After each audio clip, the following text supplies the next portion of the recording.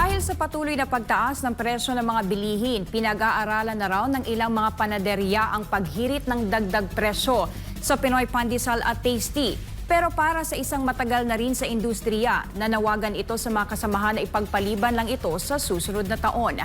Narito ang balita ni Val Divinagracia. May ilang panaderya sa bansa na humihili ngayon ng dagdag presyo, partikular na ang Pinoy Pandesal at Tasty.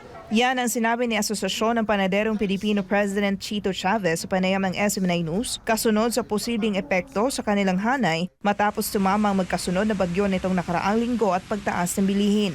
Ani Chavez, suportado niya ang naturang panawagan ngunit kung hanggat maaari ay maipagpaliban ito sa susunod na taon bilang tulong na rin sa mga naapektuhan ng kalamidad. Pero sa panahong ito ay ako po'y nakikiusap at kung ito ay kakayanin sa ng mga gumagawa ng Pinoy Taste at Pinoy Pandesal, huwag po nating galawin ang presyo sa panahon ng nagkaroon ng kalamidad dahil traditionally po sa 30 taon kong pagiging kasama ng asosasyon ng mga panadero, traditionally kapag meron pong ganitong kalamidad ay hindi po naggagalaw ng presyo ng tinapay dahil para mapagbigyan natin ang ating mga kasamang Pilipino na huwag makabili ng mahal na tinapay. Sa kanilang monitoring, naglalaro ang presyo ng Pinoy Tasty sa 40 hanggang 42 pesos.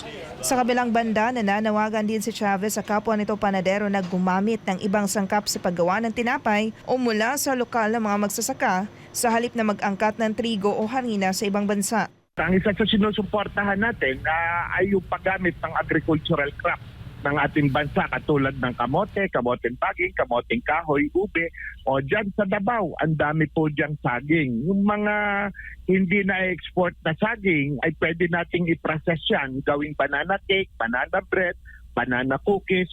Tulungan po natin ang agricultural sector ng ating bansa.